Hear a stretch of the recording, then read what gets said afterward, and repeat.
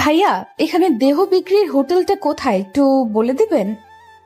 কথাটা শুনে বেশ অবাক হয়ে মেয়েটির দিকে তাকালো সোহান।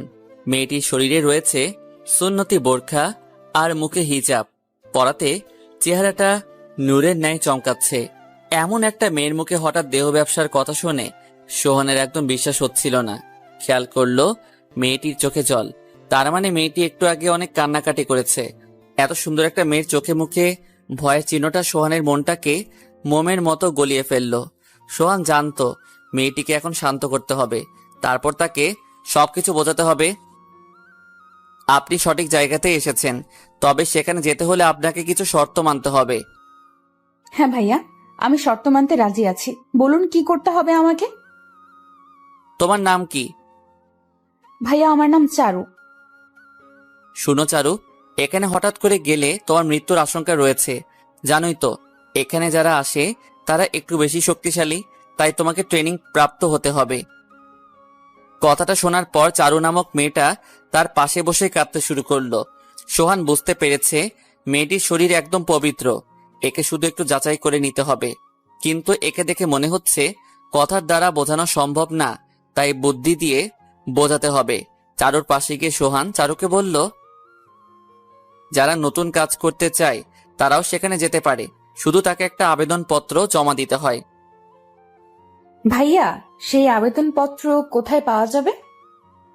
আমিও তোমাকে সেই পত্র দিতে পারবো, কারণ সেখানে আমার নিয়মিত যাওয়া আসা আছে। ভাইয়া, সেই পত্র আমাকে এনে দিতে পারবেন? তাহলে আপনি যা চান আমি তাই আপনাকে দিব। হ্যাঁ, তবে প্রথমত আমার সাথে তোমাকে কয়েকদিন থাকতে হবে, কারণ সেই ট্রেনিং আমি নিজেই দেই। কথাটা শুনে চারু বেশ ঘাবড়ে গেল। এই ছেলে ট্রেনিং দেয়? তাহলে ইনি তো বেশ খারাপ বজ্জাত ছেলে। কিন্তু তার যেভাবেই হোক না কেন তাকে পতিতালয়ে যেতেই হবে। সমস্যা নাই, আমি আপনার সাথে রাত কাটাতে রাজি আছি। শুধু আপনি আমার আবেদনপত্রটা এনে দিন। ওই যে পাশে একটা হোটেল দেখা যাচ্ছে, সেখানে গিয়ে আমার কথা বলুন, তাহলে আপনাকে ওরা নিয়ে যাবে। কথা বলে সোহান চারুকে সেখানে যাওয়ার জন্য পাঠিয়ে দিল। যাবার সময় চারু বলল, ভাইয়া, আপনাকে অনেক ধন্যবাদ, তবে আপনার নামটা বলেননি এখনো। আমার নাম সোহান, আর আমি আপনার পতিতালয়ে পাঠানোর দায়িত্বে আছি। কথাটা শেষ করে চারুকে হোটেলে পাঠিয়ে দিল সোহান। পাশের দোকান থেকে একটা বিয়ার নিয়ে বসে হাসতে লাগলো। তার জীবনে সে এই প্রথম কোনো মেয়েকে দেহ বিক্রির জন্য এত উত্তেজিত দেখছে।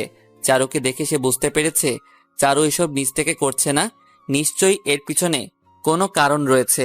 এত সুন্দর একটা মেয়ে স্বইচ্ছায় তার দেহ বিক্রি করছে, অথচ সে নিজেই জানে না। পতিতালয় থেকে মেয়েরা সব সময় পালানোর চেষ্টা করে।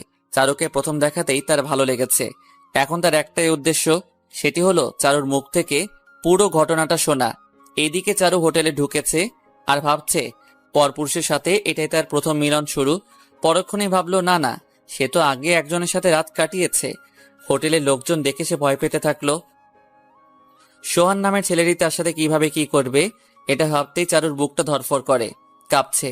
সে শুনেছে তাদের শরীরের বিনিময়ে টাকা দেওয়া হয়, তাহলে সোহান কি তাকে টাকা দিয়ে কিনে নিবে? ম্যানেজার এসে তাকে এক কোণায় বসতে বলল। চারু ভাবলো হয়তো এই হোটেলের ছেলেদের দিয়ে তার ট্রেনিং দেওয়া হবে। চলুন এদের বিষয়ে কিছু জেনে নেওয়া যাক। সোহান হলো এই শহরের সবচেয়ে ধনবান আর ক্ষমতাশালী পরিবারের ছেলে। দেখতে যেমন সুন্দর, ঠিক হাতের কাজগুলো তেমনই। শহর থেকে কিভাবে অন্যায় কাজ বন্ধ করা যায় এটাই তার সব সময়ের ভাবনা। তবে সে বাজে ছেলেপেলের কাছে মাস্তান, আর ভালোদের কাছে তার মতো ভালো পোলা একটাও খুঁজে পাওয়া যাবে না। দোকান থেকে সোহান কয়েকটা কলা আর বিস্কুট কিনে পাশের ফুটপাতে গিয়ে একটা অসহায়ের পাশে খাবারগুলো রেখে হোটেলের দিকে রওনা দিল। তার চোখে কারো কষ্ট একদম সহ্য হয় না। ওদিকে হোটেলের এক কোণে চারু চুপচাপ বসে রয়েছে। তার চারপাশে কয়েকটা বাজে ছেলেরা তার প্রতি উকি দিচ্ছে, যার কারণে ভয়ে সে শেষ প্রান্তে বসে রয়েছে। তার একটাই চিন্তা, তার সাথে খারাপ আচরণ করার যেন সেটা ভিডিও না করা হয়। সোহানকে তো দেখতে বেশ ভদ্র ছেলের মতোই দেখাচ্ছিল, কিন্তু সে যে মেয়েদের পতিতালয়ে পাঠানোর ট্রেনিং দেয় এটা চারুর জানা ছিল না। সোহান হোটেলে ঢুকতেই হোটেল থেকে সব ছেলেরা ভয় পেয়ে বের হয়ে আসলো। সোহান চারুর সামনে 2 কাপ কফি রেখে পাশের চেয়ারে বসতেই চারু কিছুটা ভয়ে আটকে উঠল। সোহান ভাইয়া, তাহলে এখন আমাকে কি করতে হবে? চারু, আমি একটু আগেই বসের সাথে কথা বলেছি। সে বলল সুন্দরী মেয়েরা নাকি টাকা বেশি পেলেই সেই ছেলের সাথে পালিয়ে যায়। তাই সুন্দরী মেয়ে নিতে হলে সবকিছু খুলে তাদেরকে বোঝাতে হবে। কিন্তু ভাইয়া, এত মানুষের সামনে কিভাবে জামা কাপড় খুলবো? কি? জামা কাপড় খুলতে যাবেন কেন? আপনি তো নিজেই বললেন তাদের সবকিছু খুলে দেখাতে হবে। চারুর কথা শুনে সোহান কিছুক্ষণ চারুর দিকে তাকিয়ে থাকার পর খুব জোরে হাসতে শুরু করলো। পাশ থেকে জলের বোতলটা তার দিকে এগিয়ে দিল। চারু জলটুকু মুখে দিতেই, চারু, তোমাকে আমি ওইরকম খারাপ কিছু বলিনি। আমি জানতে চাইছি তোমার সাথে এমন কি ঘটেছে যেটার জন্য তুমি দেহ বিক্রি করবে? চারু সোহানের কথায় থমকে দাঁড়ালো। হঠাৎ এমন একটা প্রশ্ন শুনে তার ভিতরটা কেমন যেন একটা অস্থিরতার কাজ করছিল। তেমন কিছু না, আমার এটি পছন্দ হয়ে তাই। তোমার পছন্দ হলে তো হবে না। আচ্ছা, এটা বলো, তুমি কয়জনের সাথে রাত কাটিয়েছো? অনেকের সাথে। কতজন তোমাকে টাকার বিনিময়ে ভোগ করেছে? শত শত লোক। তোমার সাথে কি কখনো একসাথে একাধিক কেউ মিলন করেছে? এবারে কথাটা শুনে চারু আর কান্নাটা চেপে রাখতে পারল না। চুপি চুপি কান্নাটা তার বেড়ে গেল। ভাবতেও পারেনি তাকে এভাবে এতটা নিচু হতে হবে। নিজের চোখ দুটো মুছে নিজেকে ঠিক করে নিল চারু। দেখুন, আপনি আমাকে এভাবে অপমান করতে পারেন না। আমি যার সাথেই থাকি না কেন, তাতে আপনার কি? তাহলে মিথ্যা বলছেন কেন? সত্যিটা বলুন। আপনার কাজ আমাকে ট্রেনিং দেওয়া। এর বেশি কিছু কেন জানতে চাইবেন? এটা আমাকে জানতেই হবে। আমি কখনো কাউকে বিনা কারণে তার পবিত্রতা নষ্ট করাতে পারি না। আমি ট্রেনিং নিতে রাজি, তবুও কিছু বলতে পারবো না। সোহান হতাশ হয়ে অন্যদিকে মুখ ফিরিয়ে নিল। এত কিছু বলার পরেও কেন মেয়েটি তার মিথ্যা কথাগুলো স্বীকার করছিল না? এবার তাকে একটু বেশি খারাপ হতে হবে। চারু, ধরো তোমাকে আমি কারোর সাথে পাঠালাম, তখন হঠাৎ তার সাথে যাওয়ার পর তোমার কিছু হয়ে গেল, তখন আমার কি হবে? কথাটা শুনে চারু কিছু বলছে না। তাকে আর কত অপমান সহ্য করতে হবে? এই ছেলেটা তাকে কেন এত প্রশ্ন করছে? চেয়ার থেকে উঠে গিয়ে একটা নীরব গাছের নিচে চলে গেল। চোখটা বন্ধ করে গাছের সাথে হেলান দিয়ে বসে রইল। সোহান চারুর পাশে গিয়ে তার মায়াবী মুখটা দেখতে লাগলো। মেয়েটা কেন এত মায়াবী? চুপ করে সে ওর পাশে বসে পড়ল। আপনি জানতেন না আমি কেন এমন? তাহলে শুনুন ঘটনাটা।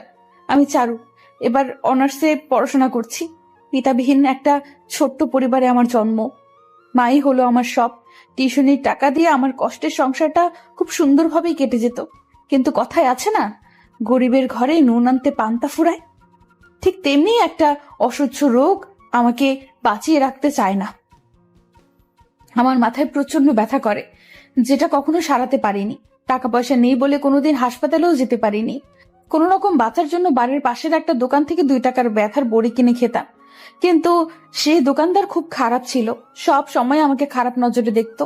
হঠাৎ কথাগুলো বলতে থেমে গেল সে। সোহান চারুর থেমে যাওয়াতে খেয়াল করলো মেয়েটি তার বুক ভিজিয়ে দিয়েছে। হাত দুটো সে নিজেই ধরে রেখেছে। তার মনে হচ্ছিল মেয়েটি যেন তার কাছে অভিমান করছিল। রুমাল বের করে চারুর চোখ দুটো মুছে দিয়ে আবারও তার বুকে রেখে দিল। তারপর কি হয়েছিল? হঠাৎ একদিন সন্ধ্যায় আমার মাথাটা প্রচন্ড ব্যথায় কাতর হয়ে যায়। অনিচ্ছা সত্ত্বেও আমার ওই দোকানে আমি চলে যাই। খুব ভয় করছিল, কিন্তু আমি তখন নিরুপায় ছিলাম। ধীরে ধীরে দোকানে গিয়ে দেখি দোকানটা একদম ফাঁকা। দোকানদার আমাকে দেখেই চোখ বড় বড় করে কিভাবে যেন তাকাচ্ছিল, কিন্তু পরক্ষণে বলল তার কাছে নাকি ওষুধ নেই। আমার তখন মাথায় কাজ করছিল না। আমি তখন যে কোনো ব্যথা কমানোর ওষুধ চাইতেই সে বলল একটা ওষুধ আছে। আমি চাইলেই সে গ্লাসে মিশিয়ে দিল, কিন্তু সেটি খাবার পর হঠাৎ করেই আমি মাটিতে পড়ে বেহুশ হয়ে গেলাম। সোহান চারুর কথাগুলো শোনার পাশাপাশি তার চুলগুলো ঠিক করে রাখছিল। সে চারুর শরীরের কাঁপুনিটা টের পাচ্ছিল। এই শীতেও চারুর শরীরের প্রচন্ড জ্বরের আভাস পাচ্ছিল। ফোলা ফোলা লাল চোখ দুটোর দিকে তাকিয়ে আবারও সে চারুর কথায় মনোযোগ দিল।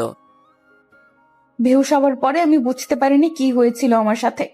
আমি যখন ঘুম থেকে উঠলাম তখন নিজেকে আবিষ্কার করলাম একটা ঘরে, কিন্তু পরক্ষণেই নিজের দিকে তাকিয়ে নিজেকে বিশ্বাস করতে পারছিলাম না। নিজের শরীর শুধু একটা চাদর দিয়ে ঢাকা ছিল। তখন নিজেকে শেষ করার অনেক চেষ্টা করেছি, কিন্তু পারিনি। যখন নিজের ইচ্ছাটুকু রাখতে পারলাম না, তখন ভালো সেজে লাভ কি? চারুর মুখ দিয়ে আর কিছু বেরোলো না। এদিকে শেষ কথাগুলো শুনে সোহান নিজের চোখের কোণার পানিটুকু মুছে নিল। সে বোঝে না কি করে মানুষ এত খারাপ হতে পারে, একটা মেয়েকে কিভাবে ভোগের পাত্র বানিয়ে নেয়। চারুর ব্যথাগুলো সে বুঝতে পেরেছে। কিছুক্ষণ দুজনেই চুপ করে রইল। চারুকে বুক থেকে সরিয়ে দাঁড়িয়ে পড়ল। তার মনে হলো চারুর এখন একটা মানুষের ভালোবাসা প্রয়োজন, তবে চারুকে তার আসল পরিচয়ে বুঝতে দেওয়া যাবে না। চারু, তুমি অবশ্যই পারবে, শুধু তুমি নিজের উপর বিশ্বাস রাখো। আচ্ছা ভাইয়া, তাহলে কি আমাকে নিবেন? হ্যাঁ, তুমি এখন আমার সাথে একটু ঘুরে আসবা। কোথায় যাব? তোমাকে কিছু পরিবেশের মেয়েদের দেখাবো, তারপর তোমাকে আমার বাসায় নিয়ে যাব। কিন্তু কোনো কিন্তু না। তবে এখানে এভাবে একলা একটা ঘুরবে না, তাহলে বিপদ হতে পারে। এই নাও, আমার হাতে হাত রাখো।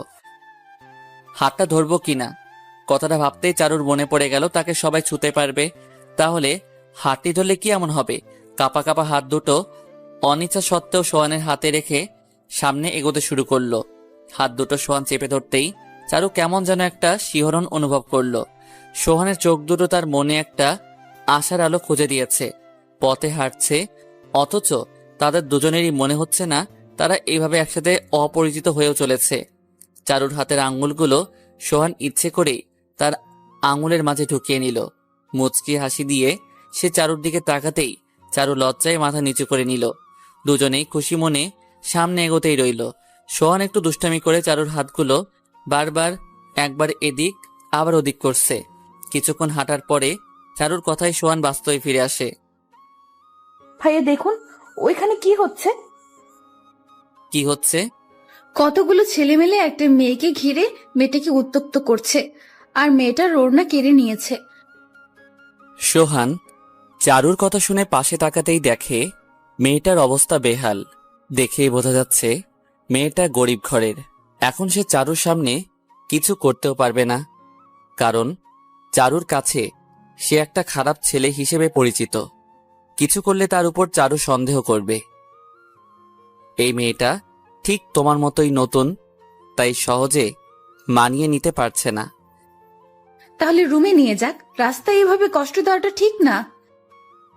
টাকার কাছে সবাই হার মেনে নেয়, এই মেয়েটাই দেখবা দুদিন পর ছেলেদের সাথে হেসে হেসে কথা বলছে। চারু সোহানের কথাগুলো সহজে বিশ্বাস করে নিল। ওদিকে সোহান ইশারায় ছেলেগুলোকে হাত নাড়াতেই সবাই ভয়ে পালিয়ে গেল। কিন্তু যে যত ভালো হোক না কেন, তার ভিতরেও একটা নেশা কাজ করে। সোহানের ফিলিংসটা চারুর প্রতি ধীরে ধীরে বাড়তে রইল। আশেপাশে সবকিছু ঘুরিয়ে এনে চারুকে তার বাসায় নিয়ে আনলো। সে তার নিজের বাসাতে থাকে না, তাই ভাড়া নেওয়া তার রুমে চলে গেল। চারু খেয়াল করলো তার ফ্ল্যাটে অনেক মেয়েরা দাঁড়িয়ে আছে। চারু বলতে লাগলো, আপনার ফ্ল্যাটে এত মেয়ে কেন? সবাই তোমার মতোই ট্রেনিং নিচ্ছে। ও, এদেরকে দেখে আমার সেটা মনে হয় না। এরা বেশ ভদ্র ঘরের মেয়ে মনে হচ্ছে। হ্যাঁ, তুমি ঠিক বলেছ চারু, এরা উঁচু বংশের মেয়ে। এখানে এসে ওরা আমাকে টাকা দিয়ে ওদের জন্য একটা করে বেছে নিয়ে ফুর্তি করে। চারু শুধু অবাক হয়ে সবাইকে দেখছিল। সে খেয়াল করলো সেখানে অনেক বিবাহিতাও রয়েছে, তবে তার কাছে ফ্ল্যাট দেখে বিশ্বাস হচ্ছে না এমন একটা বিল্ডিংয়ে আদান প্রদানের কাজ করে। সোহান সোজা চারুকে নিয়ে একটু ভিতরে গিয়ে বেশ সুন্দর একটা রুমে চলে গেল। রুমটা অনেক সুন্দর জিনিসে সাজানো, যেটা চারু জীবনে কখনো দেখেনি। চারুর চারদিকে এমন অবাকের মতো তাকিয়ে থাকতে দেখতে সোহানের কেমন যেন লাগছিল। এত মেয়েকে ভালো করেছে, কিন্তু কখনো কোনো মেয়েকে খারাপ উদ্দেশ্যে স্পর্শ করেনি। চুপি চুপি চারুর পিছনে গিয়ে দাঁড়িয়ে পড়ল। পিছন থেকে চারুর কোমরটা আলতো করে দুহাত দিয়ে টেনে নিয়ে তার বুকে টেনে নিল। হঠাৎ সোহানের এমন আচরণ দেখে চারু বেশ ভীত হয়ে গেল। রুমে আনতে না আনতেই শুরু হয়ে দিয়েছে। ইচ্ছে থাকা সত্ত্বেও ইচ্ছার বিরুদ্ধে সে নিজেকে মানিয়ে রাখল। তাকে ভীত হলে চলবে না, তাকে খারাপ মেয়ে হতেই হবে। কিন্তু সোহানের স্পর্শটা তাকে কেমন যেন শিহরিত করছিল। হাতটা যখনই নাভির কাছে নিয়ে চারুর কোমরটা পুরোপুরি চেপে ধরে মুখটা গলার কাছে নিল। চারু আর তাকে নিয়ন্ত্রণ করতে পারছিল না। তার ভিতরে একটা জোরালো নিঃশ্বাস বইতে শুরু করলো। চোখটা নিমিষেই বন্ধ করে সোহানের পরম ছোঁয়াগুলো অনুভব করতে থাকলো। সোহান নিজেকে একদম দমিয়ে রাখতে পারছিল না, ছেড়ে দিতে চাইছে, কিন্তু তার হাত পাগুলো চারুকে ছাড়তেই চাইছে না। চারুকে একটানে সে ঘুরিয়ে তার বুকে টেনে নিল। চুলগুলো দ্রুত ঘুরতেই সোহানের চোখ মুখ ঢেকে দিল। চারুর চোখের দিকে তাকিয়ে সে আর থাকতেই পারছিল না। এত সুন্দর একটা চেহারা কিভাবে তৈরি হয়েছে? চারুর মুখে টোল পড়েছে। মুখটা চারুর ঠিক ঠোঁটের 1 ইঞ্চি দূরে রেখে চারুর নাকের নিচের তিলটা দেখছিল। হাতটা মুখে লাগাতে না চাইতেও হঠাৎ মুখটা শক্ত করে চেপে ধরে আলতো করে চারুর ঠোঁটটা চেপে ধরল। হঠাৎ কিছু একটা টানে এক ঝটকায় সে চারুকে ধাক্কা দিয়ে সরিয়ে দিল। সোহান স্পষ্ট টের পেয়েছে। কিস করাতে চারু ভয়ে কাঁপছিল। যেই মেয়ে তাকে এতটা বিশ্বাস করেছে আর এখন তাকেই ব্যবহার করা হচ্ছে। নিজের মাথায় হাত দিয়ে চিন্তার ভিতরে পড়ে গেল। কিন্তু চারু কি ভাবল? এভাবে ধাক্কা দেওয়াতে সে কি বুঝলো? ভাবাটা শেষ না হতেই তার মনে হলো কেউ একজন আবারও তার ঠোঁটটা চেপে ধরেছে। চোখটা খুলতেই পারছিল না, তবুও চোখটা খুলে চারুর চোখের দিকে তাকালো। এমন একটা পরিস্থিতিতে সোহান নিজেই ভয় পেয়ে গেল। সে চারুর চোখে স্পষ্ট জল দেখতে পেয়েছে। হঠাৎ করে চারুর কি হয়ে গেল? নাকি চারু তাকে সত্যি তার দেহটা ব্যবহার করতে দিবে? চারুর থেকে নিজেকে ছাড়িয়ে নিল। চারুর চোখের জলটা তার চোখটায় জল এনে দিল। সে রুমে আর থাকতে পারল না। নিজেকে খুব নিচু মনে হতে লাগলো চারুর কাছে। রুম থেকে বের হওয়ার সময় না তাকিয়ে বলল, তোমার ভিতর প্রচুর উত্তেজনা আছে, তবে এভাবে এত মায়াবীভাবে তাকানো যাবে না।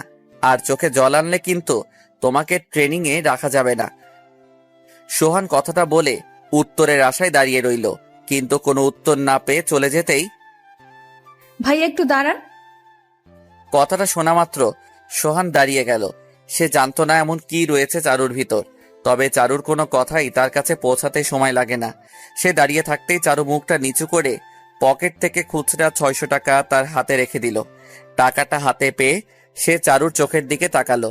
চারুর চোখ থেকে ফোঁটা ফোঁটা জল বেরোচ্ছে। হঠাৎ করে চারুর এমন আচরণে সে বেশ অবাক হয়ে পড়ল। চারু, আমাকে টাকা দিচ্ছ কেন? কি ব্যাপার, কথা বলছো না যে?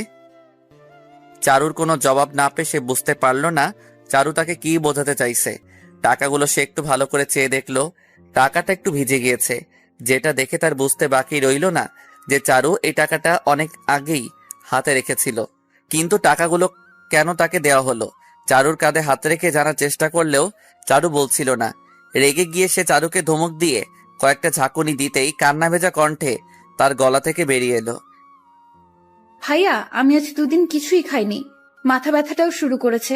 আমার কাছে আপনাকে দেওয়ার মতো কিছুই নেই। এই টাকাগুলো সেদিন দুজনের থেকে টিউশনি করে পেয়েছি। এর চেয়ে আর 1 টাকাও বেশি দেওয়ার ক্ষমতা আমার নেই। আপনি যদি চান তাহলে আপনাকে আমি সব দিব, শুধু আপনি আমাকে এখানে থাকতে দিন। এখন আর সোহান রুমে নেই, সে রাস্তায় চলে এসেছে। এই শীতেও তার গা গরমে ভিজে যাচ্ছে, তার হাত পাগুলো এখনো কাঁপছে। একটা মেয়ে কিভাবে এতটা কষ্ট ভোগ করতে পারে সে ভাবতেও পারেনি।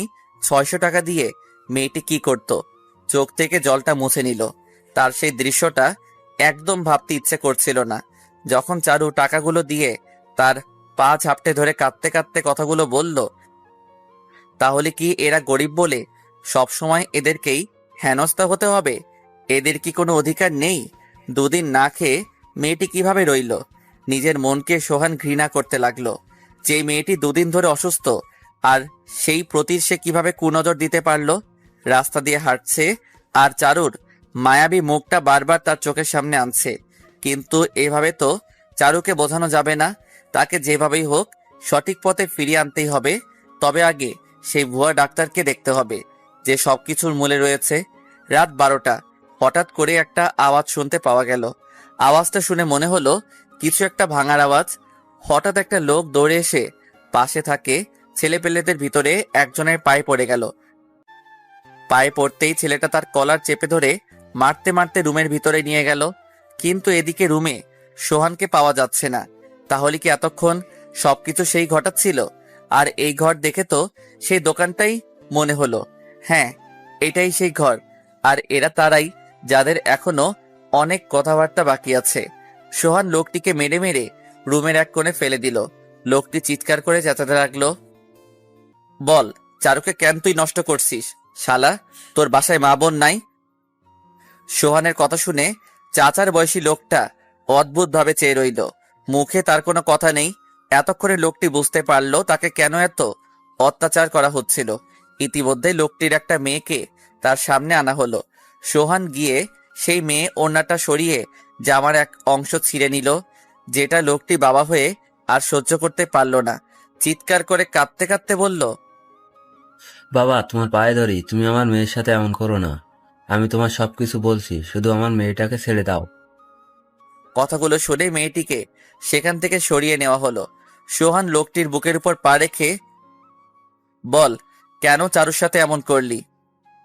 বাবা, এজন্য আমাকে মাফ করে দাও, কিন্তু বিশ্বাস করো, আমি মেয়েটার শরীরে কোনো পাপের চিহ্ন লাগাইনি। তাহলে? আমি ঘুমের ওষুধ দিতে মেয়েটা ঘুমিয়ে পড়ার পর আমি মেয়েটাকে বিছানায় রেখে দিই। নিজের মেয়ের মিথ্যা বলে ওর শরীর থেকে বোরকা খুলে ঢেকে রাখতে বলি। আমার একটু কাজ ছিল, তাই দোকানে ফিরতে দেরি হয়েছিল। আর যখন ফিরে আসলাম তখন দেখি মেয়েটা আর নেই।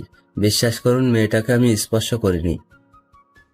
কথাগুলো শোনা মাত্র সোহান লোকটির বুক থেকে পাটা সরিয়ে নিয়ে পথের দিকে রওনা দিল। সে লোকটির কথা শুনে হাসবে না কাঁদবে সেটা একদম ভেবে পাচ্ছে না। খুশির আকারটা তার চোখে মুখে ভাসছে। বাসায় ফিরে এসেছে আর এখন সে চারুর রুমের সামনে দাঁড়িয়ে রয়েছে। হাতে খাবার প্যাকেট করা আর কাঁধে রয়েছে কিছু কাপড়। দরজার করা নাড়তেই চারু দরজা খুলে ফেলল।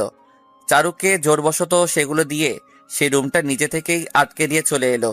মেয়েটাকে খুব তাড়াতাড়ি দুঃখ বেদনার জগৎ থেকে ফিরিয়ে আনতে হবে।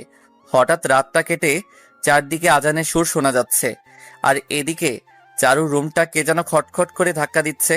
চারু তাড়াতাড়ি উঠে গিয়ে রুমটা খুলতেই দেখে সোহান পাঞ্জাবি গায়ে তার সামনে দাঁড়িয়ে রয়েছে। ভাইয়া, আপনি এখানে? চারু, এভাবে এত অলস হলে চলবে না তো। এখন আবার কি করতে হবে? তাড়াতাড়ি অজু করে এসো, নামাজ পড়তে হবে। সোহানের কথা শুনে চারুর চোখ দুটো লম্বা হয়ে গেল। পতিতা হতে গেলে নামাজ পড়তে হয়? সে তো কখনো এইরকম কোনো কথা শুনেনি। ভাইয়া, পতিতা হতে নামাজ পড়তে হবে কেন? চারু, তুমি কিন্তু আমাকে ধমক দিচ্ছ। যাও গিয়ে অজু করে এসো। কিন্তু আমাকে তো জানতে হবে এসবের ভিতর আবার নামাজ আসলো কোথা থেকে। আমি তো দেখেছি পতিতারা খুব খারাপ হয়।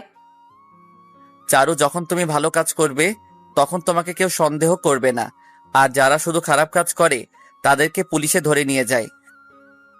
সোহনের কথাটা চারু বিশ্বাস করে নিল। সে তো নিজেই কত এইরকম পুলিশ কেস দেখেছে। যাক বাবা, তাহলে এখন থেকে নামাজ পড়লে আমাকে কেউ সন্দেহ করবে না। ভাইয়ার তো হেব্বি বুদ্ধি। কি ব্যাপার, তুমি এখন দাঁড়িয়ে কেন চারু? কথাটা শুনে চারু মাথা চুলকাতে চুলকাতে রুম থেকে বের হয়ে আসলো। চারু যেতেই সোহান চুপি চুপি হাসতে হাসতে সেখান থেকে চলে যেতে যেতে বলতে লাগলো, পাগল একটা মেয়ে। চারু অজুখানায় গিয়ে দেখে ফ্ল্যাটের সবাই সেখানে উপস্থিত। সে ভাবলো হয়তো এখানে সবাইকে এই নিয়ম মানতে হয়। চুপি চুপি একটা মেয়ের কাছে গিয়ে বসে। আচ্ছা আপু, তাহলে এইসব সত্যিই মানতে হয়? এই মেয়ে, কি সব বলছো? চারু বুঝতে পারলো না মেয়েটি এমন কেন বলল। অজু সেরে সে নামাজ শেষ করে বেলকুনিতে গিয়ে দাঁড়ালো। কখনো সে এমন স্বাধীনভাবে ফ্ল্যাটে রাত কাটায়নি। বেলকুনি থেকে ঠান্ডা হাওয়া লাগতেই তার চুলগুলো দুলতে শুরু করলো। সকাল হতেই আবার চারু সোহানের সামনে হাজির। ভাইয়া আমাকে ডেকেছেন? হ্যাঁ, নামাজ পড়েছো? জি। কুরআন পড়তে পারো? জি না। কাল থেকে নামাজ বাদেই পাশের রুমে কুরআন শিখতে যাবে। কি? এত অবাক হওয়ার কিছু নেই। যদি তোমাকে পুলিশ কোনো হোটেল থেকে আটক করে তখন তুমি কোরআন পড়লে ওরা তোমাকে ছেড়ে দিবে। ও, এই কথা। সকালে কিছু খেয়েছো? না। আচ্ছা ভাইয়া, একটা কথা বলবো? হ্যাঁ, বলো। আচ্ছা ভাইয়া, আমি একটু আগে একটা মেয়েকে একটা ব্যাপারে জিজ্ঞেস করতেই সে আমাকে ঝাড়ি দিল কেন? কি কি কি? তুমি কাকে এই কথাটা বলেছো? ওই পাশের রুমের আপুকে।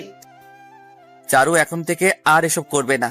ধরো তার কথা যদি সবাই জেনে যায় তাহলে সে লজ্জা পাবে না? তাহলে সে কি কখনো শিকার যাবে নাকি? হ্যাঁ ভাইয়া, ঠিক বলেছেন। তো চারু সাহেব, এখন থেকে কিভাবে চলতে হবে? এখন থেকে কারোর সাথে এরকম কথা বলা যাবে না। এই তো ভালো মেয়ে, এখন যাও আর গিয়ে রেডি হয়ে নাও, তোমাকে নিয়ে বেরোতে হবে। কোথায় যাবেন? তোমাকে নিয়ে একটু হসপিটালে যেতে হবে, বুঝো না? মেয়েদেরকে একটু ডাক্তার দেখানো উচিত। চারু আর কোনো কথা না বলে রুমে চলে গেল। চারুর পাগলের মতো মাথাটা দেখে সোহান আর হাসি ধরে রাখতে পারল না। এ কেমন মেয়ে রে বাবা, এত বড় হয়েছে তবুও ভিতরে বাচ্চাদের মতো বোকাই রয়ে গিয়েছে। হসপিটালটা খুব কাছেই, তাই সোহান চারুকে নিয়ে হেঁটে রওনা দিল। তাকে একটা বিষয় জানতে হবে যেটা চারুর জীবন মরণের সাথে জড়িয়ে আছে। পথে হাঁটার সময় চারু সোহানকে ডিস্টার্ব করার চেষ্টা করতে চাইল, কিন্তু কোনো মতেই পেরে উঠছে না। তাই চারু সোহানকে বলে ফেলল, ভাইয়া একটা কথা বলবো? হ্যাঁ বলো। আচ্ছা, কলকারলা তো প্রতিদিন কয়েকজনের সাথে রাত কাটায়, কিন্তু এদের তো কোনো বাচ্চা হয় না, কেন? চারুর এই কথাটা শুনে সোহানের মাথাটা বন বন করে উঠল। চারুর দিকে সে হাবলার মতো তাকিয়ে রইল। এখন সে চারুকে কি জবাব দিবে? এই মেয়েকে কে বোঝাবে? বাবা, এসব ভাবতে নেই।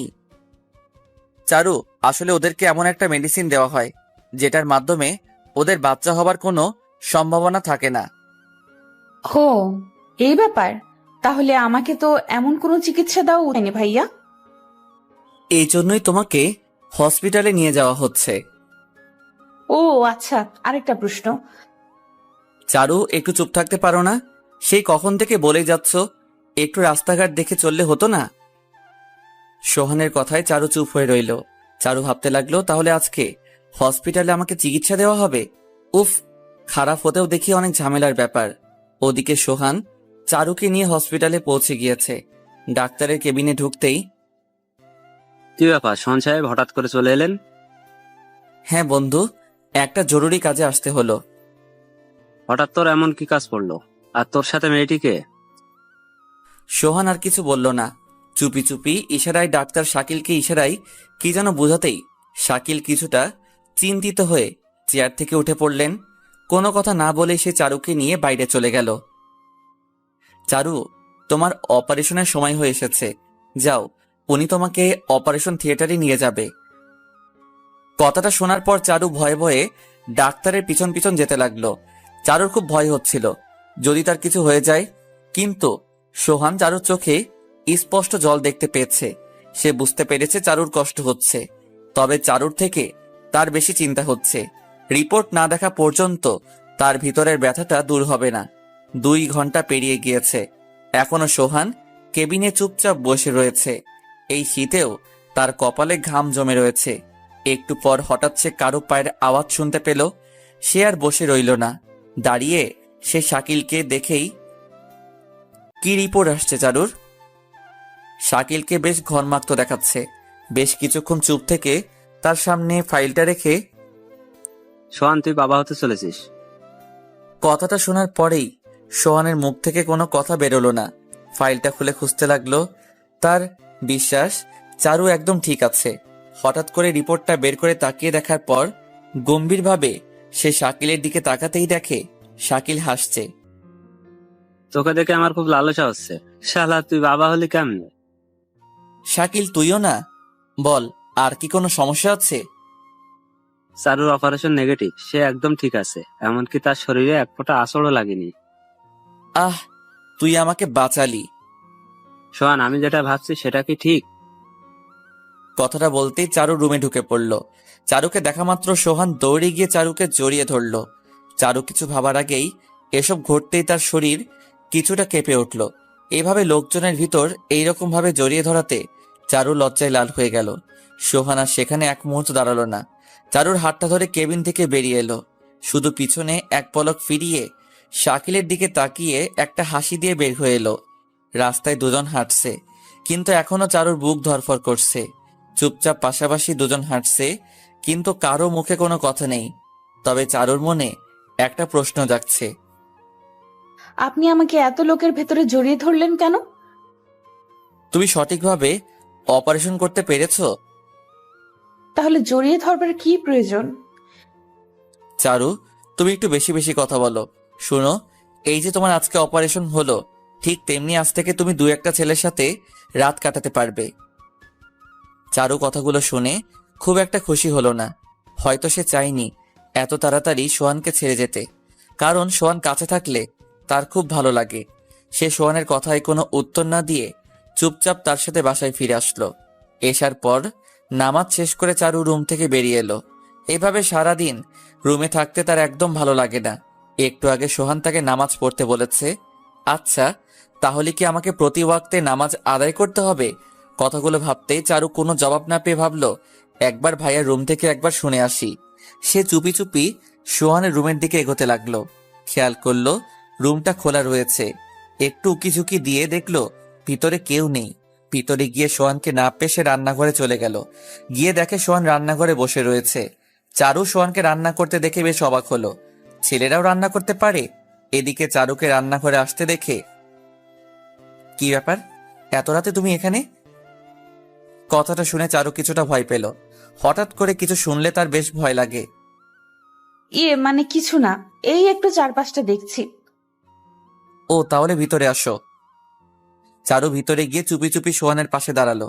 এভাবে রাতের বেলায় একটা ছেলের কাছে দাঁড়াতে তার কিছুটা সংকোচ বোধ হলো। চারু, হ্যাঁ বলুন। রান্না করতে পারো? জি। কি কি রান্না করতে পারো? আমাদের তো নিজেদের পরিশ্রম করে খাবার জোগাড় করতে হতো, তাই রান্নার জগতে সবকিছুই তৈরি করতে পারি।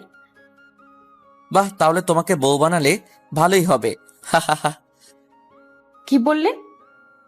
বলছি আমাকে একটু সাহায্য করো। আজকে বুয়াটা ছুটিতে আছে, তাই রান্নাটা করার কেউ নেই। তবে যে আপনি রান্না করেছেন। বাইরের খাবার আমার ততটা ভালো লাগে না, তাই সবসময় এই বিষয়টা মাথায় রেখে রাঁধুনি হয়ে গিয়েছি। হ্যাঁ, সব ঠিক আছে, তবে আপনি তরকারিতে কিন্তু ওইটা লবণের জায়গায় চিনি ঢালছেন। কথাটা শুনে সোহান কৌটার দিকে তাকিয়ে একটু মুখে দিতেই দেখে চারুর কথাটাই একদম সঠিক। কি করবে আর কি বা বলার আছে তার? মানে এই তোমাকে যাচাই করছিলাম যে তুমি বুঝতে পারো নাকি। হ্যাঁ হ্যাঁ, আমি আসার আগে থেকেই তো আপনার হাতের কৌটাটা দেখছি। তাহলে আপনি স্বপ্নের ভেতর আমাকে যাচাই করছিলেন বুঝি? ধরা খেয়ে আর কিছু বলতে পারলো না সোহান। চুপি চুপি সেখান থেকে সরে পড়ল। কিন্তু রান্নার জিনিসের ড্রয়ারের সামনে বোতলের গায়ে তো লবণ লেখা ছিল, তার মানে রাঁধুনি তার থেকে কি একটা লুকিয়ে রাখে। কিন্তু চারুর কাছে তো লজ্জাটা শেষ করেই ফেলেছে। চারুর দিকে তাকাতে খেয়াল করলো চারু এখনো মিটিমিটি করে হাসছে। কি আর করবে, শালার চিনি, তুই আমারে করিয়া দিলি নুন। মনে মনে বলতে কথাগুলো বলতে বলতে লজ্জায় রুম থেকে বেরিয়ে গেল সোহান। রাতের খাবার খেতে বসে সোহান আর কিছু বলতে পারল না। রান্নাটার কোনো তুলনাই হয় না। এমন একটা মেয়ে যদি তার সবসময় রাঁধুনি হয়ে থাকতো তাহলে কতই না ভালো হতো। খাবারগুলো খেয়ে দুজনেই ঘুমানোর জন্য নিজেদের রুমে চলে গেল। রাতটা এভাবেই দুজনেই কেটে যেতে লাগলো। দেখতে দেখতে 3 দিন পার হয়ে গেল। রাত ঠিক 2টা বাজে। হঠাৎ চারু রুমের দরজায় কে যেন ঠক ঠক করতে লাগলো। এত রাতে কে তার দরজার সামনে এসে তাকে ডাকবে? চারুর মুহূর্তেই গলাটা শুকিয়ে গেল। সন্ধ্যায় সোহান বলেছিল তাকে নাকি সকালে কিছু কাজ করতে হবে। তাহলে কি রাত না হতেই কেউ চলে এসেছে? কথাগুলো ভাবছে আর চুপি চুপি দরজার দিকে এগোচ্ছে। খুলবে কি খুলবে না এসব ভাবতে ভাবতেই দরজাটা খুলে ফেলল। ভাইয়া, আপনি এত রাতে? চারু, তাড়াতাড়ি রেডি হয়ে নাও। এত রাতে আবার কি মহাকাজ পড়লো যে এই শীতে উঠতে হবে? কথাগুলো বলতেই রুমের বাল্বটা জ্বালিয়ে দিল চারু। চুলগুলো এলোমেলো হয়ে তার কাঁধ থেকে নেমে পড়েছে। রাতের এমন দৃশ্য দেখে সোহান কি করবে বুঝতে পারছে না। ঠোঁটগুলো এত গোলাপি যে লিপস্টিকের তার কোনো প্রয়োজনই পড়ে না। শরীরে একটা রেশমি কালারের পোশাক, সব মিলিয়ে তার কেমন যেন একটা অনুভূতি তৈরি হলো। হঠাৎ চারুর ডাকে সে বাস্তবে ফিরে এলো। এই যে ভাইয়া, এমন ভাবে চুপ হয়ে আছেন কেন? তাড়াতাড়ি সবকিছু খুলে ফেলো। কি? সরি, বলছি যে তাড়াতাড়ি পোশাক পাল্টে নাও। ভাইয়া, আপনি মাঝে মাঝে এমন ভাবে কথাগুলো বলেন মনে হয় আপনি যেন আগে থেকেই সেগুলো মুখস্থ করে আসেন। কিন্তু কিন্তু কি? এই ঠান্ডায় এমন কি কাজ পড়লো?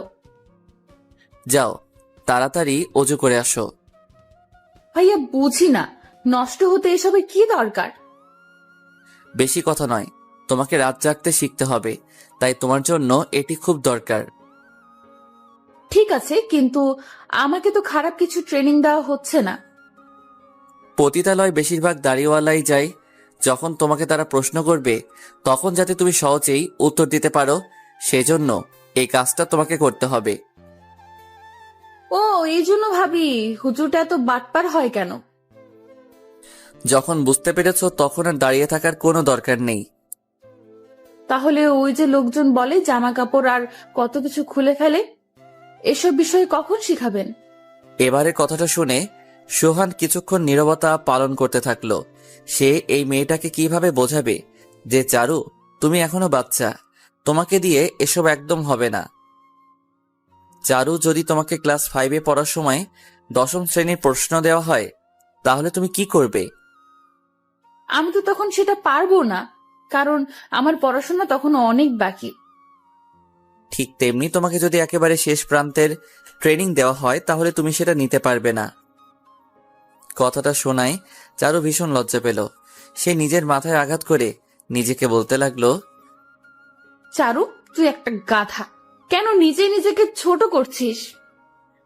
সোহান কথাগুলো বলেই চলে যাবার জন্য অগ্রসর হতেই, ভাইয়া, নামাজটা না হয় পড়ে নেব, তবে কালকের কাজটা যদি আজকেই একটু দেখিয়ে দিতেন। কি মেয়েটা এত উদলা কেন হয় মেয়েটা? সোহান ইচ্ছে করেই আবারও চারুর কাছে ফিরে গিয়ে, ঠিক আছে, তবে চুপচাপ দাঁড়িয়ে থাকবে, আর কোনো কথা বলবে না, কেমন? ঠিক আছে। সোহান এবার চারুর কিছুটা কাছে চলে আসলো। এত রাতে চারু এমন পরিস্থিতিতে কিছুটা ভরকে গেল। চারু সরে যাবার আগেই নিমিষেই চারুর গোলাপি ঠোঁট দুটো আলতো করে চেপে ধরল। চারু সাথে সাথে সোহানের থেকে নিজেকে ছাড়িয়ে নিতেই সোহান চারুকে পেছন থেকে আবারও আটকে ধরল। ছি ছি ভাইয়া, এটা কি করছেন? প্লিজ আমাকে কিছু করবেন না। একদম চুপ করে থাকবে, আমি যেটা করব সেটা একদম মনোযোগ দিয়ে শিখবে। চারু হঠাৎ করে জোরাজোরি বন্ধ করে ফেলল। পিছন ফিরে সে সোহানের চোখে চোখ রাখল। দুজনের মাঝে কেমন যেন একটা ভালোবাসা কাজ করছিল। চারু সোহানের ভিতর অতলে হারিয়ে যেতে থাকলো। তার চোখে মুখে লজ্জার স্পষ্ট ছাপ ফুটে উঠেছে। বুকের ভিতরটা কেমন যেন ধড়ফড় করছে। সোহান তার কাছে যেতেই এই শীতে তার কেমন যেন একটা শিহরণ জাগলো। সোহান যখন তার কাঁধে হাত দুটো রাখলো তখন সে বুঝতে পারছিল কেন সোহান তাকে সবকিছু ধীরে ধীরে শিখাচ্ছিল। চোখটা তার হঠাৎ করে বন্ধ হয়ে আসতে লাগলো। কিছুক্ষণ পর সে সোহানের নিঃশ্বাসটা তার নাকের কাছে অনুভব করলো। আলতো করে তার ঠোঁটটা সোহান চেপে ধরতেই তার ভিতর একটা জোরালো নিঃশ্বাস বয়ে গেল। তার মনে হলো সে এর আগে কখনো এমন অনুভূতি টের পায়নি। ঠান্ডা ঠোঁটের স্পর্শটা তার কথাগুলো বন্ধ করে দিয়েছে। সে বুঝতে পেরেছে এটা কোনো শিখানো ট্রেনিং না, এটা তার ভালোবাসার একটা অংশ। কিছুক্ষণ পর চারুকে সোহান নিজের থেকে ছাড়িয়ে নিল। চারুর ঠোঁটগুলো থরথর করে কাঁপছিল। সে বুঝতে পেরেছে জীবনে প্রথম কোনো স্পর্শ কতটা ভুলিয়ে দিতে পারে সবাইকে। চোখ দুটো বন্ধ করে চুপ করে দাঁড়িয়ে রইল। হঠাৎ তার কানের পাশে কে যেন বলল, চারু, এটা কোনো ট্রেনিং ছিল না, এটা ছিল আমাদের ভালোবাসার একটা মুহূর্ত। কথাগুলো শোনা মাত্র চারুর ঠোঁটগুলোতে হাসি রেখা ফুটে উঠল। কিন্তু কথাগুলো একটু ভালোভাবে বোঝার পর চারু চোখটা বড় বড় করে চারদিকে তাকিয়ে সোহানকে খুঁজতে লাগলো। কি তার সাথে চালাকি? ট্রেনিং এর নাম করে তাকে ব্যবহার করা? কিন্তু চারু চারপাশে কাউকে দেখতে পেল না। মনে মনে বলতে লাগলো, কিপটে বদমাইশ ছেলে কোথাকার! যখন এত ভালোবাসার শখ, তাহলে আমাকে বললেই পারতি। পরক্ষণে সে আবারও হেসে উঠল। যেভাবেই হোক না কেন প্রকাশ্যে ভালোবাসার চেয়ে চুপি চুপি প্রেম বিনিময়টাই ভালো। আর যাই হোক, ছেলেটা খারাপ হলেও বেশ রোমান্টিক, হয়তো এই জন্য ছেলেটা এত ফেমাস, তবে একটু পাগল টাইপের। তবে সেটা কোনো সমস্যা না, পাগল ছেলেরাই একটু বেশি রোমান্টিক হয়, তারাই শুধু ভালোবাসাটা পাগলামির মাঝে নিজের করে নেয়। হাসতে হাসতে সে উজুখানায় বসে পড়ল। আর যাই হোক না কেন, সে এতটুকু বুঝতে পেরেছে যে সোহান তাকে অনেকটাই ভালোবেসে ফেলেছে, আর সে নিজেই তো সেই ছেলেটাকে ভালোবাসে। অজুখানা থেকে এসে ফ্লোরে জায়নামাজ পেরে নিল। বোরখাটা পরে আয়নার সামনে থেকে জায়নামাজের দিকে অগ্রসর হতে লাগলো। তাকে আজকে এই ছেলেটাকে পাওয়ার জন্য এই খোদার কাছে মিনতি করতে হবে। এত রাতে আগে কখনো ওঠার অভ্যাস নেই, তাই নামাজ শেষ করে সে বিছানায় গিয়ে ঘুমিয়ে পড়ল। সকাল হতেই হঠাৎ চারুর চোখে রোদ লাগতেই তার চোখ দুটো খুলে গেল। তাকাতেই দেখে সোহান তার কাছে হাজির। এখনো ঘুমিয়ে আছো? ঘড়িতে কত বাজে সেটা দেখেছো? আপনি একটু সাড়া দিলেই উঠে যেতাম। তো বলুন, এখন আমাকে কি করতে হবে? আজকে তোমাকে পতিতালয় ভ্রমণ করতে নিয়ে যাব। কি সত্যি আমাকে সেখানে নিয়ে যাওয়া হবে? হ্যাঁ, তুমি ঘুম থেকে উঠে দেখো একটা কাপড় রাখা আছে, সেটা পরে বাইরে চলে এসো। কথাটা বলে সোহান রুম থেকে বের হয়ে গেল। চারুর মন খুশিতে ভরে গেল। তার ইচ্ছাটা আজকে পূরণ হতে যাচ্ছে। টেবিলের উপর তাকিয়ে দেখে তার জন্য একটা পোশাক রাখা আছে। প্যাকেট থেকে পোশাকটা বের করে বুঝতেই পারছে না এটা কিভাবে পরিধান করে। পাশে খেয়াল করে দেখলো তার জন্য ও সোহান ব্যবস্থা করে রেখেছে। পোশাকটা পরে আয়নার সামনে যেতেই সে নিজের মুখ নিজেই ঢেকে নিল। এটা কি? তার শরীরের প্রায় অংশই তো দেখা যাচ্ছে। নিজেকে তার খুব খারাপ লাগছিল, কিন্তু সোহান পড়তে বলেছে বিদায় সে সেটাই পরে বাইরে বের হয়ে এলো। চুপি চুপি চারু গাড়ির ভিতরে বসে নিজেকে আড়াল করার চেষ্টা করছে। সোহান চারুর এমন কাণ্ড দেখে মুচকি মুচকি হাসি দিচ্ছে। সোহান জানে চারু একবার সেখানে যাবার পর আর ভুলেও এরকম পরিকল্পনা করবে না। তবে চারুকে দেখতে বেশ হয়েছে, কিন্তু চারুর দিকে তাকাতে পারছে না। চুপচাপ হাসিটা থামিয়ে রেখে গাড়িটা নিয়ে রওনা দিল। পতিতালয়ের গেটে সোহান গাড়িটা থামাতেই চারপাশে ছেলেপেলেগুলো কিছু একটা আঁচ করতে পেরেই চুপচাপ এক কোনায় গিয়ে দাঁড়িয়ে রইল। গাড়ি থেকে সোহান নামতেই খেয়াল করলো চারপাশটা একদম ফাঁকা। সে পিছনে তাকাতেই দেখে তার পিছনে 15টা গাড়ি দাঁড়ানো। সোহান একটা হাসি দিয়ে চুপচাপ ভিতরে চলে গেল। চারু গাড়ি থেকে নামছে আর চারপাশটা বারবার দেখছে। মনে মনে বলতে লাগলো, ছি, কি বিচ্ছিরি পোশাক! ওড়নাটাও নেই, কোমর আর হাঁটু এভাবে বের হয়ে থাকলে লোকজন তা দেখে কি ভাববে? গেটের ভিতরে যেতেই চারু চোখ দুটো বড় হয়ে গেল। কি সব হচ্ছে এখানে? যে যেখানে পারছে সেখানে কি সব আজে বাজে কাজ করছে। পাশের রুম থেকে আওয়াজ আসতেই চারু এক চিৎকার দিয়ে দৌড়ে দূরে চলে গেল। চারিদিকের মেয়েদের গায়ে তার থেকেও বিচ্ছিরি পোশাক, কেউ কেউ আবার নিজে ছেলেদেরকে ধরে নিয়ে যাচ্ছে। হঠাৎ তার একপাশে নজর যেতেই কিছুটা এগিয়ে গিয়ে রুমে একটু উকি দিতেই এক ঝটকায় মাটিতে পড়ে গেল। এখানে কি করা হচ্ছে মেয়েদের সাথে? চারুর পাশের মেয়েটাকে হঠাৎ করে কয়েকটা ছেলে এসে উঁচু করে নিয়ে চলে গেল। মেয়েটা অনেক চেষ্টা করেও নিজেকে বাঁচাতে পারল না। তার মনে একটা প্রশ্ন জাগলো। তার পাশ থেকে মেয়েটাকে নিয়ে গেল, কিন্তু তাকে কেন কেউ কিছু বলল কেন? কথাটা ভাবতেই হঠাৎ তার বুকের দিকে খেয়াল করতে দেখে একটা কার্ড লাগানো। চারু একটু ভালো করে লক্ষ্য করে দেখে সেখানে একটা পুলিশ লাইসেন্স কার্ড লাগানো। চারদিকে এমন অবস্থা দেখে চারপাশটা তার কাছে আধারের মতো লাগছিল। পাশের একটা গেট থেকে দেখে একটা উলঙ্গ মেয়েকে কয়েকজন ধরে আবার নিয়ে যাওয়া হচ্ছে। চারুর বুঝতে বাকি রইল না মেয়েটাকে এখানে পাচার করা হয়েছে। এক দৌড়ে চারু বাইরে বেরিয়ে গাড়িতে উঠে পড়ল। গাড়িটা আর সেখানে এক মুহূর্ত দাঁড়ালো না, সোজা বাসার সামনে থেমে গেল। গাড়ি থেকে চারু নেমে দৌড়ে রুমে চলে গেল। সোহান বুঝতে পেরেছে চারু সবটুকুই বুঝে নিয়েছে। সে জানতো চারুকে পুরো বোঝানোর দরকার নেই, সেই জন্য চারুকে শুধু পতিতালয়ের কেনাবেচার জায়গাটাই দেখিয়েছে, আসল ভোগের জায়গাটা তাকে দেখায়নি। রাতে দুজনেই ছাদে বসে রয়েছে। পাশাপাশি বসে দুজনেই কফি হাতে নিয়ে তাদের সামনে থাকা চারটা দেখছে। পাশ থেকে কেউ একজন বলে উঠল, ভাইয়া, আজকালও মেয়েরা এত নির্যাতিত? এটাই সমাজের সবচেয়ে বড় সমস্যা, যেটার বিরুদ্ধে রুখে দাঁড়ানোর জন্য কোনো পদক্ষেপ নেওয়া হয় না। ভাইয়া, একটা কথা বলবো? হ্যাঁ বলো। আপনি এই পেশায় কতদিন আছেন? প্রায় 10 বছর। আপনি তো অনেক মেয়েকে সেখানে পাঠান, কখনো কারো প্রতি আপনার মায়া লাগেনি?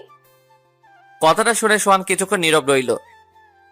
একটা মেয়ে যদি তার নিজের জীবন নিজে থেকেই বিপদের দিকে ঠেলে দেয়, তখন আমার কিছু করার থাকে না।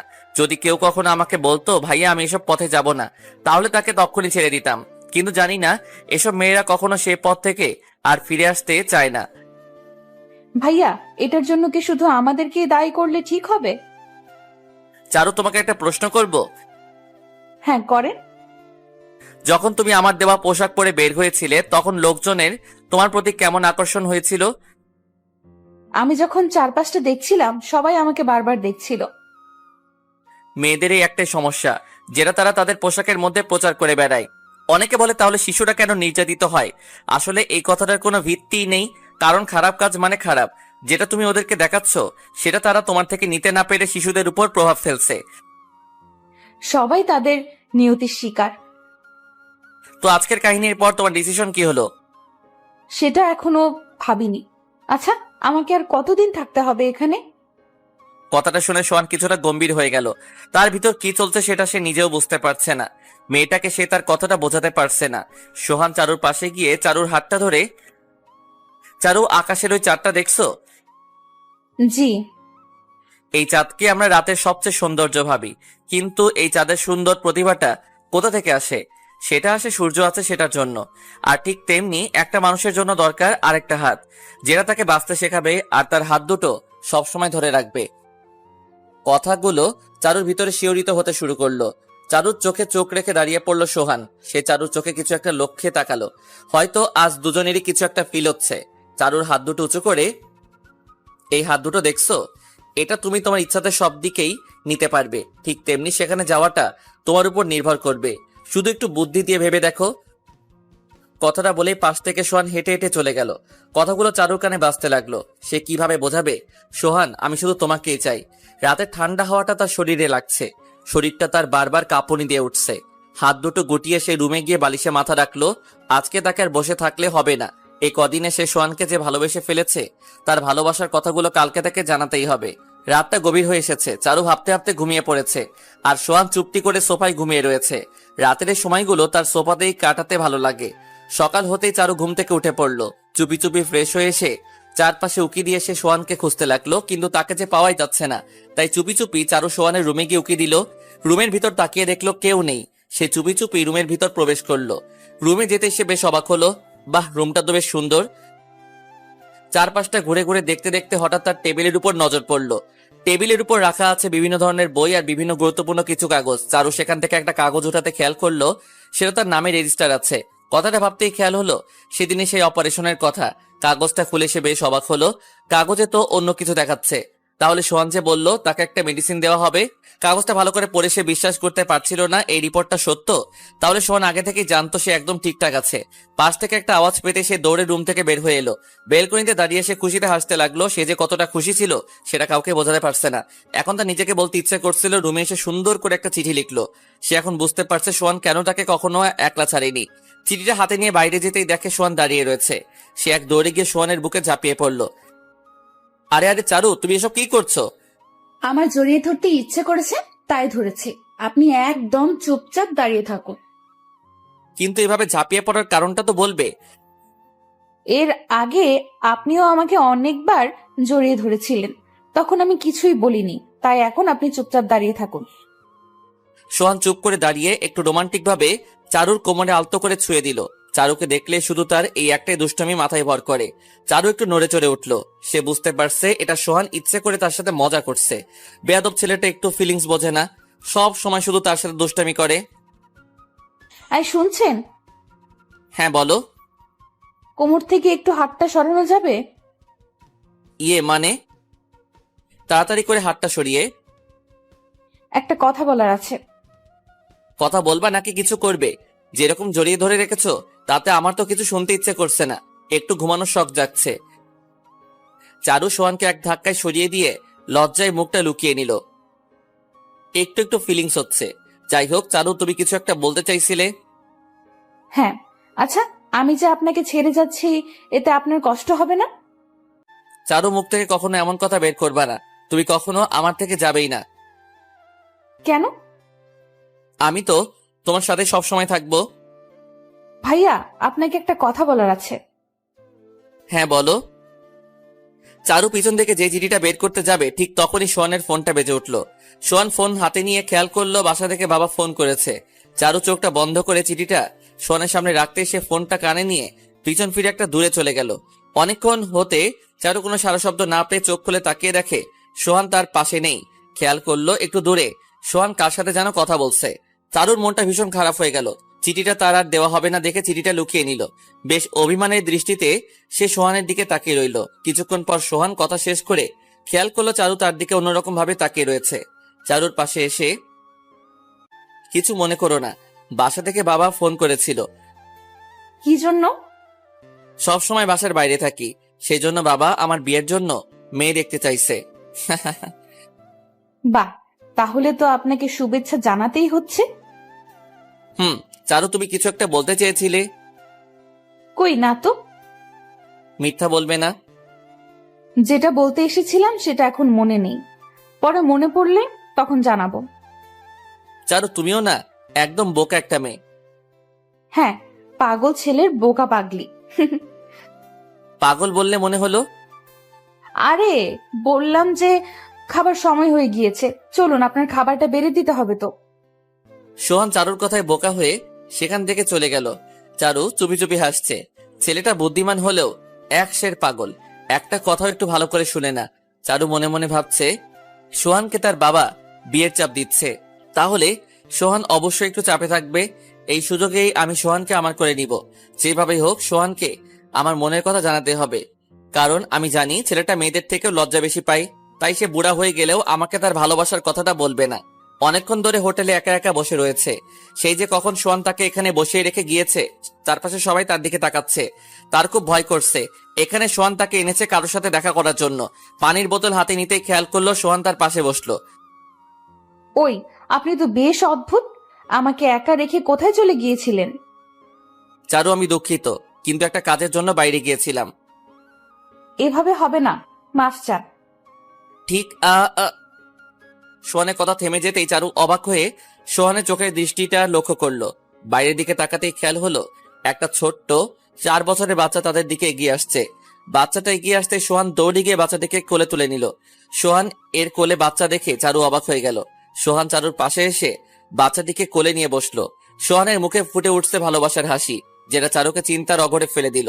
হঠাৎ পাশ থেকে শুনছো? কথাটা শুনে চারু মুখ তুলে তাকাতেই দেখে একটা যুবতী মেয়ে। তবে মেয়েটিকে দেখেই বোঝা যাচ্ছে মেয়েটি বিবাহিত। চারুর আর বুঝতে বাকি রইল না এদের কাহিনীটা। নিজের অজান্তে তার চোখ দিয়ে জল বেরিয়ে এলো। সোহান তার সাথে প্রতারণা করেছে, সে তাকে মিথ্যা বলেছে, নিজের চোখের জলটা লুকিয়ে নিল। চারু, তোমাকে ওদের জন্যই বসিয়ে রেখেছিলাম। এই যে এটি হলো আমার ছোট্ট খোকা, আর ও হলো ঋতু। ঋতু হাতটা বাড়াতে চারুর বুকটা ধপ করে উঠল। নিজের ভালোবাসাটা অন্যের কাছে এটা ভাবতেই হাত দুটো কাঁপতে লাগলো। পরিচিত হবার পর খেয়াল করলো সোহান শুধু ঋতুর সাথে কথা বলে যাচ্ছে। একটা আহাকার তার ভিতর কাজ করতে শুরু করলো। কান্নাটা আর তার পক্ষে চেপে রাখা সম্ভব হচ্ছিল না। সোহানকে একটু ওয়াশরুমে যাবার কথা বলে হোটেল থেকে বেরিয়ে এলো। চুপ করে একটা ফাঁকা জায়গা দিয়ে সে হাঁটছে। টপ টপ করে তার চোখ থেকে জল পড়ছে। নিজেকে তার খুব অসহায় মনে হচ্ছিল। গরিব বলে সোহান তার সাথে এতটা নোংরামি করতে পারলো। একটা মেয়েকে বিয়ে করে আরেকটা মেয়ের দিকে লালসার হাত বাড়িয়ে দিল। রাস্তার লোকজন হয়তো তাকে পাগল ভাবছে, কিন্তু চারু ঠিক করে নিয়েছে আর সেখানে থাকবে না। একটা প্রতারকের সাথে সে কিছুতেই থাকতে পারবে না। কান্না করতে করতে সে নিজের বাড়িতে ফিরে যাবার জন্য রওনা দিতে আরম্ভ করলো। এদিকে সোহান চারুর জন্য অপেক্ষা করে না পেয়ে বেশ চিন্তায় পড়ে গেল। সে চারুর ভিতর কিছু একটা আন্দাজ করতে পেরেছে। চারু রুমে ঢুকে তার সবকিছু গুছিয়ে নিল। নিজের গা থেকে সোহানের দেওয়া শাড়িটা খুলে ফেললো। একটা প্রতারকের শাড়ি তার শরীরটাকে নোংরা করে দিবে। নিজের সবকিছু চারু ব্যাগে ভরে টেবিলের উপর রেখে দিল। চোখটা মুছে সোহানের রুমে চলে গেল। তার সেই চিঠিটা টুকরো টুকরো করে ছিঁড়ে সোহানের ডায়েরির উপর রেখে দিল। ড্রয়ার থেকে তার অপারেশনের রিপোর্টটা বের করে নিল। রিপোর্টটা বুকে জড়িয়ে ধরল। সোহানকে সে একটা ধন্যবাদ জানালো।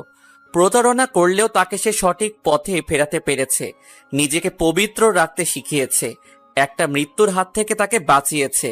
সে আর একটু সোহানের রুমে দাঁড়ালো না। চুপটি করে নিজের রুম থেকে ব্যাগটা নিয়ে রুমটা আটকে দিল। কিছু দূর সামনে এগোতেই হঠাৎ তার পা দুটো থেমে গেল।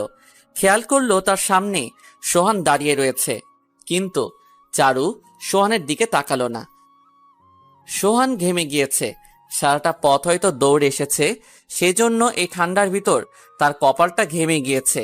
চারুকে দেখে দৌড় এসে চারুর কাছে চলে গেল। চারুর দিকে তাকিয়ে দেখে চারু কান্না করছে। চারুর কাঁধে সোহান হাত রেখে, আমাকে না জানিয়ে হঠাৎ হোটেল থেকে চলে এলে কেন? আর তুমি এইভাবে কাঁদছো কেন? কি হলো, কিছু বলছো না যে? কেউ কি তোমাকে মেরেছে? চারুর কোনো আওয়াজ না পেয়ে সোহান চারুর মুখটা উঁচু করতেই সোহান নীরবে মুখে হাত দিয়ে দাঁড়িয়ে রইল। সে ভাবতেও পারছে না চারু কেন তার গায়ে হাত তুলল। ওই মেয়েটাকে আনতে পারেননি? যান গিয়ে আপনার বউ আর বাচ্চাকে আদর করুন। আপনার লজ্জা করে না? একটা বাচ্চা থাকতে আপনি অন্য আরেকটা মেয়ের সুযোগ নিতে চান? কথাগুলো বলে ধাক্কা দিয়ে সোহানকে সরিয়ে দিল। বাইরে যেতেই হঠাৎ পেছন থেকে সোহান চারুর হাতটা চেপে ধরল। সোহানের চোখ দুটো জলে টলমল করছে। চারু, তুমি আমার পুরো কথাটা আপনি যদি আরেকটা কথা বলেন তাহলে আপনি আমার লাশ দেখবেন। হাতটা ছাড়ুন বলছি। কথাটা আর তার বলা হলো না। হাতটা হঠাৎ করে চারুর হাত থেকে পড়ে গেল। সোহান আর কিছু বলতে পারলো না, না পারলো কাঁদতে আর না পারলো কিছু বলতে। একদিকে চারু কান্না করতে করতেই চলে গেল, অন্যদিকে সোহান চুপচাপ রুমে চলে গেল। দুজনের ভিতরই রয়ে গেল তাদের লুকোনো কথাগুলো। তাই তো এরা আশা করেনি আর তাদের কোনোদিন দেখা হবে। সোহানকে আর সেদিনের পর কোথাও দেখা যায়নি। চারিদিকে সবকিছু চুপচাপ ভাবে ঘটেই চলেছে। কেউ আর বাইরে কখনো একটা ছেলেকে দেখতেই পায় না। ধীরে ধীরে চারদিকে আবার সেই পুরনো খারাপ কাজগুলো শুরু হয়ে গিয়েছে। সবাই তখন শুধু একজনের পথের দিকে তাকিয়ে থাকে, কিন্তু তাকে যে আর দেখা যায় না। ছেলেটা কি তাহলে আগের মতো নেই, নাকি অনেক আগে সবার থেকে বিদায় নিয়ে কোন এক একাকিত্বের দূরের দেশে পাড়ি জমিয়েছে? কুয়াশা বেশ ঘন হয়ে গিয়েছে। এই ঠান্ডাটা হয়তো গরিবের জন্য খুব বেদনাদায়ক।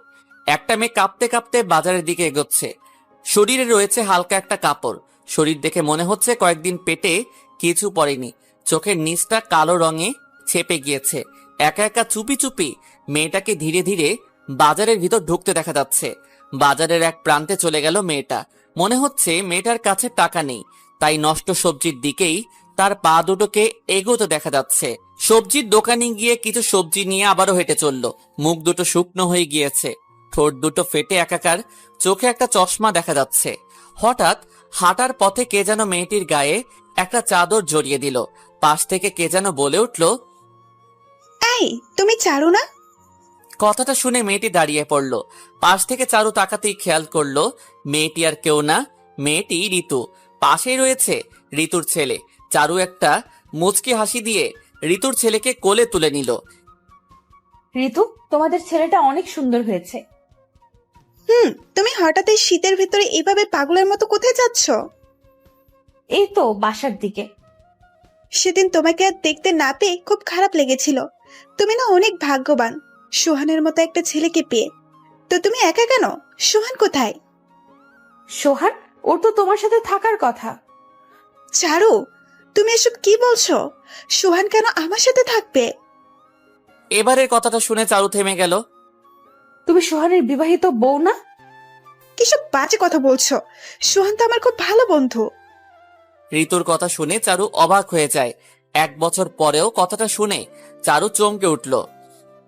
তাহলে যে সেদিন ও বাচ্চাটাকে কোলে নিয়ে বাবা বলল? চারু, তুমিও না। সোহান কখনো আমাকে একটু কষ্ট দেয়নি, সবসময় আমাকে এক চোখে দেখেছে। ও সবসময় আমার বাচ্চাকে নিজের মনে করত। কথাগুলো চারুর কাছে স্বপ্নের মতো মনে হলো। ভুল তো তার নিজেরই ছিল। কেন সে শেষবারের কথাটা শুনেনি? ঋতু, সোহান এখন কোথায় আছে সেটা বলতে পারবে? ওই যে সেদিনের পর থেকে আর সোহানকে দেখতে পাইনি। জানি না ও এখন কোথায় আছে। সেদিন সোহান কিছু বলেছিল? জন্মদিনের গিফট হিসেবে ও তোমাকে আমার কাছে নিয়ে এসেছিল। বেশি কিছু বলেনি, শুধু এইটুকু বলেছিল যে তোমাকেই ও বিয়ে করতে চলেছে। কিন্তু ও তো একটা পতিতালয়ের ট্রেনার ছিল। কি? সোহানকে তুমি এমন অপবাদ দিতে পারো না? ধীরে ধীরে চারুকে ঋতু সব খুলে বলতে শুরু করলো। এখন আর চারু সেখানে দাঁড়িয়ে নেই, একটা বাড়ির পাশের বাগানের দিকে হাঁটতে শুরু করেছে। ঋতু তাকে এই ঠিকানাটাই দিয়েছে। ঠান্ডার ভিতর এতটা রাস্তা হাঁটতে হাঁটতে সে ক্লান্ত হয়ে গিয়েছে। সে জানে না এখন সোহান তাকে মেনে নিবে কিনা, তবে তাকে যে ছেলেটার কাছে যেতেই হবে, তার না বলা কথাটা যে তাকে বলতেই হবে। বাগানে ঢুকতেই সে থমকে দাঁড়ালো। চারপাশে প্রচন্ড বাতাস বইছে, কিন্তু কাউকেই দেখা যাচ্ছে না। চোখ থেকে জল মুছে নিয়ে ভিতরে চলে গেল। কিছু দূর যাওয়ার পর খেয়াল করলো তার কিছু দূরেই অনেকগুলো বাচ্চা খেলাধুলা করছে। তার পাশেই রয়েছে একটা বসার জায়গা। চারপাশে কাউকে দেখা যাচ্ছে না, শুধু সেই বসার জায়গায় একজনকে চাদর মুড়ি দিয়ে বসে থাকতে দেখছে সে। লোকটির মুখ ভর্তি দাড়ি আর চুপচাপ বসে থাকাটা চারুর বুকে একটা আঘাত করে বসলো। চুপি চুপি সে গিয়ে লোকটির পাশে বসে রইল। খেয়াল করলো লোকটির পাশে একটা চিঠি পড়ে রয়েছে। আরে, ছেলেটাকে বৃদ্ধ বলছে কেন? চারু লোকটির পাশে বসে চুপি চুপি কাঁদতে থাকলো। কান্না দেখে পাশ থেকে লোকটি চাদরটা সরিয়ে পকেট থেকে একটা রুমাল বের করে চারুর সামনে ধরলো। চারু ছেলেটার দিকে এক পলকও ফেললো না। আড়ালে তাকিয়ে দেখে ছেলেটা একদম শুকিয়ে গিয়েছে। রুমালটা ছেলেটার হাত থেকে নিয়ে পাশে রেখে দিল। চারুর কান্নাটা ধীরে ধীরে বেড়েই চলেছে। চারদিকে চুপচাপ পরিবেশে এমন কান্নাটা হয়তো পাশের লোকটির পছন্দ হচ্ছে না, কিন্তু লোকটির চোখেও জল দেখা যাচ্ছে। তাহলে পাশের ছেলেটা অন্য কারো কান্না সহ্য করতে পারে না? শীতের কনকনে বাতাসটা চারুর শরীরে লাগছে আর থরথর করে কাঁপছে তার শরীর। তার কান্নাটাও জমে আসছে। হঠাৎ পাশ থেকে ছেলেটা উঠে তার গায়ের চাদরটা খুলে চারুর শরীরে জড়িয়ে দিল। হয়তো ছেলেটার এমন করে উপকার করতে ভালো লাগে। পাশ থেকে চিঠিটা উঠিয়ে খুলে সেটা বুকে জড়িয়ে রাখলো। চোখটা বন্ধ করে রাখার চেষ্টা করছে, কিন্তু তার চোখটা থামছেই না। কেন সে কাঁদছে? আর এখানে তো কাউকেই দেখা যাচ্ছে না। তাহলে সে কি সোহানের সাথে দেখা করবে না? কথাটা শেষ না হতেই পাশের ছেলেটা চুপচাপ এসে চারুর থেকে চাদরটা একটু সরিয়ে সেখানে জায়গা করে বসে রইল। কি ব্যাপার? এই ছেলেটা চারুর কাছে এভাবে বসলো কেন? এ কি? চারু ছেলেটার বুকে মাথা লুকালো কেন? আর চিঠিতে কি এমন লেখা ছিল যেটাতে এত কান্না করতে হবে? চুপচাপ চারদিকে শুনশান বাতাস বইছে। দুজনের মুখে কোনো কথা নেই। চারু চুপি চুপি কান্না করছে। চিঠিটা তো পড়ে গেল। তাহলে দেখি কি লেখা রয়েছে সেখানে। ও মা, এখানে তো লেখা রয়েছে, এই যে তুমি কি আমার বউ হবে? তারিখটা ঠিক 1 বছর আগের। চিঠিটা দেখে বুঝতে বাকি রইল না এটাই চারু, সেই পাগল ছেলে। হঠাৎ চারদিকের বাতাসটা আমাকে ধাক্কা দিয়ে সরিয়ে দিল। হয়তো আর ওদের ভালোবাসার অধিকার আমাকে আর দিবে না। তবে থাক না, এরা এদের মতো। যদি চারু কান্না করে তার ভালোবাসাটা নিজের করতে পারে, তাহলে কান্না করুক। তবে এইটুকু তো বুঝতেই পেরেছি ছেলেটি সোহানী ছিল। হয়তো এদের ভালোবাসাটা নীরবে প্রকাশ পাবে। চারদিক থেকে এলোমেলো সুরগুলো আর কিছু শুনতে দিল না। পাশ থেকে একটা আওয়াজ শুনতে পেলাম, তোর বর্ষা চোখে ঝরতে দেব না বৃষ্টি, তুই থাকবি টুট টুট টুট। বাহ, আওয়াজটা বেশ দারুণ। এই যে দুইজন পাগল আর পাগলি, তাহলে গানের সুরে সুরে তোমাদের থেকে বিদায় নিচ্ছি।